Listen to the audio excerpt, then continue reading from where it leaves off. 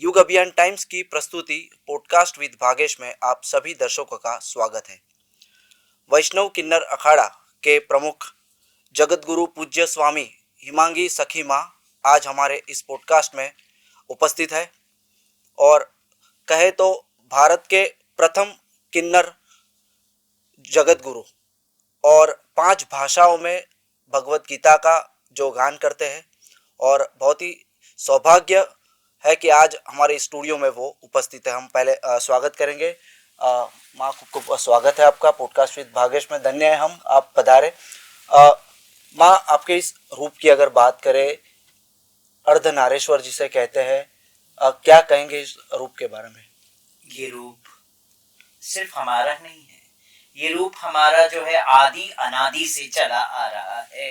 भगवान शिव शंकर ने जब ब्रह्मा जी को अर्धनारेश्वर का स्वरूप दिखाया तभी से तो चला आ रहा है, तभी तो उत्पत्ति हुई थी इस पृथ्वी पे। अर्धनारेश्वरों की उत्पत्ति हुई थी। ब्रह्मा जी नर और नारी की उत्पत्ति करना चाहते थे, तो उन्होंने जब वार्ता की भगवान शिव शंकर से तो उन्होंने अर्धनारेश्वर के स्वरूप के दर्शन करवाए थे ब्रह्मा जी को, और ब्रह्मा जी ने इस पृथ्वी पे अर्धनारेश्वरों का ही उत्पत्ति कर डाली थी। तो जब कुछ काल के बाद आते ब्रह्मा विष्णु में इस पृथ्वी पे देखते हैं कि भाई सिर्फ किन्नर ही किन्नर, अर्धनारेश्वर ही अर्धनारेश्वर का स्वरूप है। तो ये जो स्वरूप है, ये पूरा स्वरूप अर्धनारेश्वरों का है। भगवान शिव और शक्ति का ये स्वरूप माना जाता है। माँ अगर बात करें, लेकिन जिस तरह से समाज इस रूप को देखता है, बहुत ही कठिनाइयों का सामना करना पड़ता है। अगर किन्नरों की हम बात करें, बहुत ही संघर्ष से गुजरना पड़ता है। आपका संघर्ष किस तरह का रहा? देखिए, संघर्ष तो मेरा भी बहुत कठिनाइयों से रहा है, और चाहे वो मेरी बाल्य अवस्था हो, चाहे वो मेरी युवा अवस्था हो, मैंने हमेशा बहुत कठिनाइयां जीवन में ली है। लोगों के कई ताने सुने हैं, कईयों ने कई सारे नाम दिए हैं, मगर हाँ, फिर भी मैं अपनी आप को बड़ी सौभाग्यशाली मानती हूँ। इन सब के बावजूद भी ईश्वर ने मुझे गुरु दिया।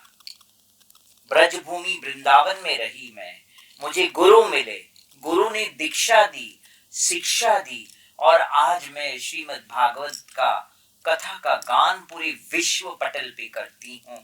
Not only in India but all over the world, विश्व पटल पे मैं श्रीमद् भागवत का गान करती हूँ। तो कठिनाइयों का सामना करना तो किन्नरों के जीवन का एक हिस्सा ही बन चुका है ना। क्योंकि किन्नर के जीवन में कठिनाई नहीं तो क्या है जीवन, और अब वो अपने दिल की बात कैसे किसी को कह सकते हैं? कोई उन्हें समझने वाला नहीं, उसके दिल को समझने वाला नहीं किन्नर के। इसीलिए तो कभी कभी किन्नर क्या करते हैं बेचारे, शाम होते ही अपने बंद कमरे में कैद हो जाते हैं और अपने जीवन के बारे में सोचते हैं कि हमारा क्या जीवन है। सुबह उठो, ताली बजाओ, सिग्नल पे खड़े रहो, ना चाहते हुए भी उस किन्नर को सिग्नल पे खड़े रहना, न चाहते हुए भी उस किन्नर को प्रोस्टिट्यूशन में जाना पड़ता है, अपने कमर के नीचे का हिस्सा बेचना पड़ता है। क्यों बेचना पड़ता है? पेट की आग बुझाने के लिए, जिंदगी जीने के लिए। क्यों? ये जीवन मिला है, मानव जीवन कहते ना, मानव जन्म अनमोल कहीरा। मानव जन्म को अनमोल मानते हैं हम सब, मगर इस जन्म को, इस जीवन को अगर चलाना है तो कैसे चलाए? कोई सहयोग करने वाला थोड़ी होता है। ये तो जीवन में जब संघर्ष पे संघर्ष, संघर्ष पे संघर्ष जब वो जीव करता है, तब जाके कहीं अगर किसी को मार्ग मिल गया तो अपना जीवन सार्थक कर लेता है। जिसको मार्ग नहीं मिला, कभी कभी डिप्रेशन में चले जाते हैं, तो सुसाइड कर लेते हैं अपने आप को। क्या करेंगे? पेट की आग तो बुझानी है ना। अब नहीं कोई मार्ग मिलेगा तो लास्ट में ऐसा होता है, वही बेचारा किन्नर जो नहीं चाह के भी बहुत कुछ करना पड़ता है, और शाम ढलते ढलते अपने कमरे में कैद होके वो क्या करेगा? सारे दिमाग को ठंडा करने के लिए, चैन की नींद सोने के लिए वो बेचारा 2 पैक लगा लेता है। क्या करेगा? कि उसे समझने वाला कोई नहीं है इस जीवन में। आपको किस तरह से ये मार्ग मिला और आप किस तरह से यहाँ तक पहुँचे? देखिए, मैं जब छोटी थी तो मेरे माता पिता का देहांत हुआ। मैंने मेरी बहन की शादी कराई, उसे ससुराल में भेजा। हमारे अपने, मेरी मम्मी की तरफ के जितने भी रिश्तेदार हैं उन्होंने कभी हमको पूछा तक नहीं, देखने तक नहीं आए। तो फिर भी हमने किसी को ऐसा पॉइंट आउट नहीं किया कि हमको ये देखने नहीं, हमारी इतनी परेशानी हो गई, क्योंकि हम इतना ही जानते कि शायद हमारे कर्म ही ऐसे। बचपन में माता पिता का वयोग, बहन की शादी कराई, उसके बाद बस मेरा एक ही मन था, हमेशा मेरे घर के बाजू में हरे कृष्णा मंदिर इस्कॉन, तो मैं वहां जाती रहती थी। सुबह मंगलाचरण, कथा सुनने, सारे वहां सेवा करती थी, 2 वक्त की रोटी मिल जाती थी मुझे। और बस ये है कि मेरा जीवन कभी मुझे ऐसा नहीं करना पड़ा सिग्नल में खड़े रह के। मुझे बचपन से ही भगवान श्री हरि को मैं अपना पति रूप में देखती रहती थी। और मैं जब बैठती थी बिल्डिंग के कंपाउंड में, तो ऊपर देखती रहती थी और कहती थी, ओम नमो भगवते वासुदेव, ओम नमो भगवते वासुदेव, ओम नमो भगवते वासुदेवाय का गान करती रहती थी। और मुझे ऐसा लगता था अभी देव ऋषि नारद नीचे आएंगे, जैसे प्रहलाद महाराज को देव ऋषि नारद ऐसे गुरु तुल्य मिले, तो मुझे भी गुरु मिलेंगे और ज्ञान मिलेगा और मैं आगे बढ़ूंगी। तो बचपन से मेरे दिल में वो उत्कंठा, और वो उत्कंठा मुझे ब्रजभूमि वृंदावन तक ले गई। और मैंने वृंदावन में रह के इस्कॉन के अंदर VIHE में मेरे गुरु ने मुझे शिक्षा दिलाई, श्रीमद् भगवद गीता की शिक्षा दिलाई, ईशोपनिषद की शिक्षा दिलाई, उपदेशामृत की शिक्षा दी, और हमने इंग्लिश में सारी शिक्षाएं वहां से ली VIHE से, और सर्टिफिकेट्स मिले मुझे। फिर बस ये था कि आश्रम में रहने के लिए मैंने मेरे ओरिएंटेशन को मुझे छुपाना पड़ा था उस वक्त। क्योंकि उस वक्त अगर किसी को ये पता चले कि ये किन्नर है, तो शायद आश्रम में स्थान कहाँ मिलता मुझे, है ना। तो मैंने ओरिएंटेशन छुपा के वहां रह के मुझे जो प्राप्त हुआ, जो ज्ञान मेरे गुरु ने मुझे प्रसाद रूपी दिया, वो मैंने लिया। और फिर एक दिन गुरु की आज्ञा हुई कि आप जाओ और प्रचार प्रसार करो, क्योंकि अब जीवन में आपको अपने ही कम्युनिटी के लोगों को भी प्रचार करना है और उसे आगे बढ़ाना है। तो मैंने कहा, जो गुरु आज्ञा सर्वोपरि, करके मैंने ब्रज से फिर पैर उठाया और आगे की ओर, मुंबई की ओर चल पड़ी। भगवत गीता का आप गान करते हैं 5 भाषाओं में, कौन सा ऐसा एक अध्याय है जिससे मतलब लोग अगर समझ जाए, इंसान अगर समझ जाए तो उसका जीवन धन्य हो जाए? देखिए, भगवत गीता का जो दूसरा अध्याय है उसमें बताया है, देहिनो अस्मिन् यथा देहे कौमार्यं यौवनं जरा तथा देहांतर प्राप्ति धीरस्तत्र हन्मयति। तात्पर्य ये है, ये देह हमको मिला है ना। ये देह 3 अवस्थाओं से गुजरता है। वो अवस्था क्या है? बाल्य अवस्था, युवा अवस्था, वृद्धि अवस्था, ये 3 अवस्था है। और ये तीनों अवस्था बड़ा कटु सत्य है जीवन का। जब हम सुबह उठते हैं तो अपने आप को हम हमेशा रोज सुबह शीशे में अपने चेहरे को देखते हैं, निहारते हैं, क्लीन करते हैं, तो हर 10 साल में हमारा चेहरा बदलता है कि नहीं बदलता है। बचपन से जब हम बड़े होते हैं, बचपन में हम बहुत सुंदर लगते हैं, बड़े होते हैं और सुंदर हो जाते हैं। और जैसे ही बुढ़ापा आता है, सारी सुंदरता खत्म हो जाती है, झुर्रियां आ जाती है चेहरे पे, और हम सोचते हैं क्या हो गया, है ना। ये कटु सत्य जो हमें आईना जीवन में है, जो वो सत्य दिखाता कि ये देख, जिसपे लाखों तूने खर्चा किया, जिसपे तूने करोड़ों खर्चा किया, वो भी तेरा साथ नहीं दे रहा है, वो देह भी तेरा साथ नहीं दे रहा है। 3 अवस्थाओं से वो देह गुजरता है। प्रैक्टिकल हम सब देखते हैं, फिर भी हमें आसक्ति रहती है इस मटीरियल बॉडी के चक्कर में हम पड़ जाते हैं पुनः। बट फिर भी इस मटीरियल बॉडी को अगर आप कृष्ण भक्ति में लगाए, अगर इस मटीरियल बॉडी को सनातन की सेवा में लगाए, अगर इसी मटीरियल बॉडी को जन कल्याण की सेवा में लगा दे, तो हमारा ये मटीरियल बॉडी का जो जन्म है ये सार्थक होता है। मगर यही मटेरियल बॉडी को हम अगर गलत इस्तेमाल करते हैं तो बीमारियों का घर बन जाता है फिर ये सब चीजें। तो ये भगवत गीता बताता है, ये आईना है, कहता है भगवत गीता कि ये जो वस्त्र है जो मैंने पहने, अभी तो बड़ा सुंदर लग रहा है, मगर जब ये पुराना हो जाता है तो हम इसको भी फेंक देते हैं ना। तो that's how the soul is.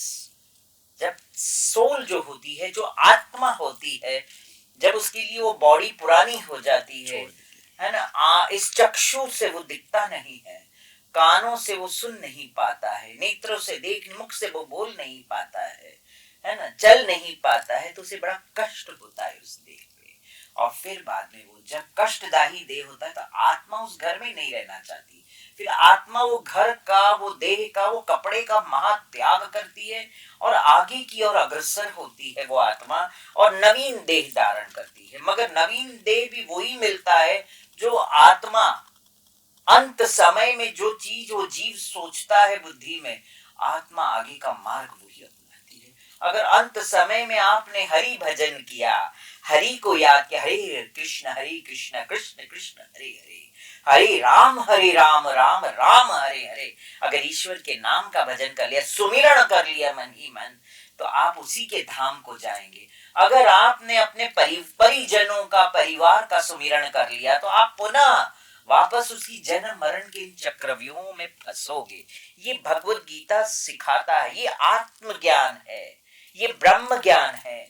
इसको हमको जीवन में, अपने जीवन को अगर बदलना है, तो भगवत गीता एकमात्र है जो हमारे जीवन को बदल सकता है। हमारा जो शास्त्र है, वो शस्त्र है, वो हमारे जीवन को बदलने की पूरी ताकत रखता है। अगर हम उस पर भरोसा करेंगे तो हमारा जीवन भी वैसा ही चलेगा।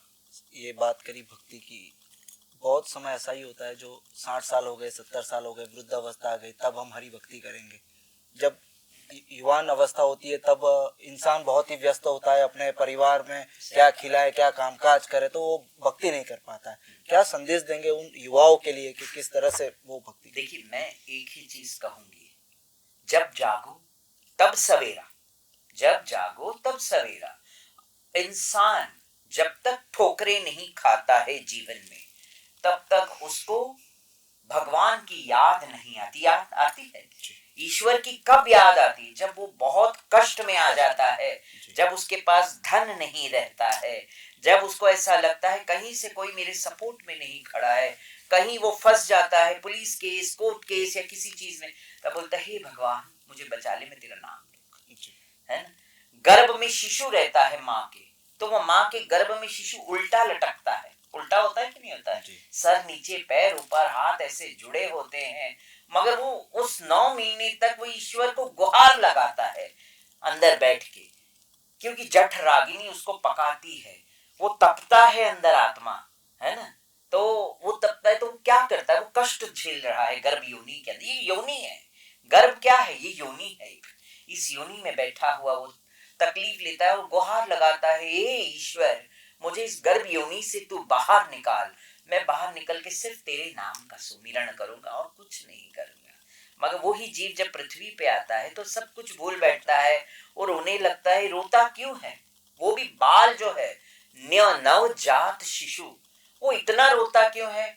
क्यों रोता है? क्योंकि वो देखता है कि मेरे हाथों को क्या हो गया, मेरे उसको पूर्व जन्म की स्मृति रहती है, पूर्व जन्म की। जब तक वो पूरी तरह होश में नहीं होता तब तक उसको पूरी पूर्व जन्म की सुकृति रहती है, और वो याद करता है कि ये क्या हो गया, मेरी इतने छोटी छोटी सी हाथ कैसे हो गए, मेरे पैर कैसे है, मेरा शरीर कैसा बन गया है, मुझे क्या हो गया है। उससे लगता है मुझे कोई रोग तो नहीं हो गया है।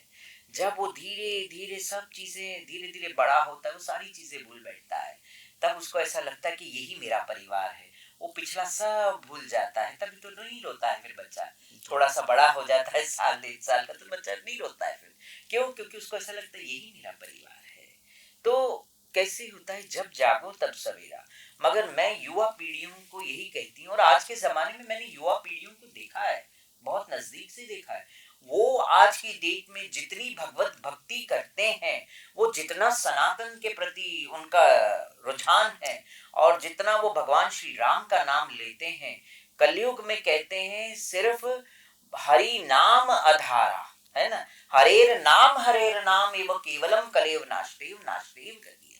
मतलब कलयुग में जो है सिर्फ नाम आधारा है और कुछ नहीं है। और अगर आज की न्यू जनरेशन के बच्चे जय श्री राम का जब नारा लगाते हैं, तो मैं कहती हूं इससे बड़ी बात और क्या हो सकती है?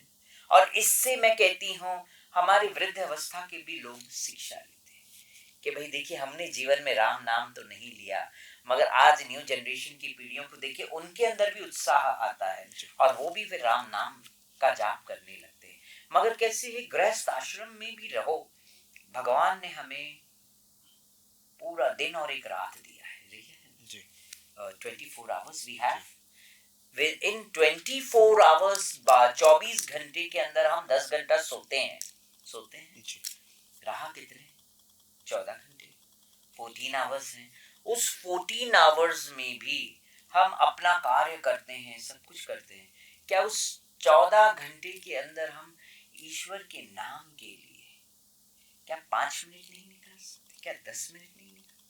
तो मैं आज आपका योग अभियान पॉडकास्ट की तरफ से मैं यही समाज को संदेश दूंगी, यही कहूंगी कि जब जागो तब सवेरा।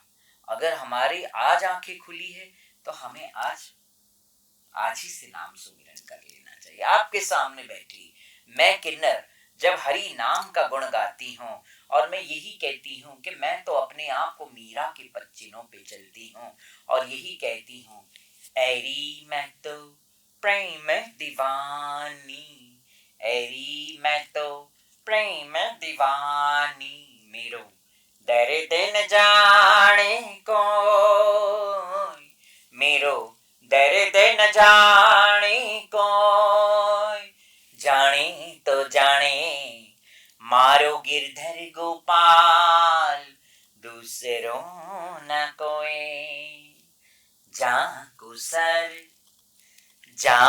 सर मोर मुकुट, मेरो पत सोए, ऐरी मैं तो प्रेम दीवानी। बहुत बहुत धन्यवाद। और अभी महाकुंभ का योग आया 144 सालों बाद। महाकुंभ में बहुत करोड़ों लोग, भारतीय हिंदू लोग वहाँ पहुँचे। कुछ घटनाएं भी हुई जहाँ भीड़ भाड़ में धक्का मुक्की हुई। किस तरह से आप वहाँ थे, हम तो नहीं पहुँच पाए। किस तरह से महाकुंभ देखा आपने? मैंने बहुत नज़दीक से इस बार महाकुंभ को देखा है। जो भगदड़ हुई उस वक्त मैंने निर्णय लिया कि मैंने शाही स्नान जो पहले दिन का किया था उसके बाद मैंने नहीं किया। क्यों नहीं? इसीलिए किया क्योंकि मुझे बड़ा दुख हुआ अंदर से कि इतने लोग, छोटे छोटे बच्चे भी थे उसमें, परिवार बिछड़ गया कुंभ के अंदर हैं, और कई लोग आघात हुए, लोगों का विलाप देखा वहां पे, और एक जगह नहीं 3-3 जगह भगदड़ मची है। तो मुझे बड़ा अफसोस हुआ इस बात का, और मैंने स्वयं त्रिवेणी के तट पे उनके जिन्होंने देह वहां पे छोड़ा भगदड़ में, उन लोगों के लिए मैंने पिंडदान किया। फिर मैंने कहा उनकी आत्म शांति के लिए उनका पिंडदान किया कि उनको एक उचित स्थान मिले।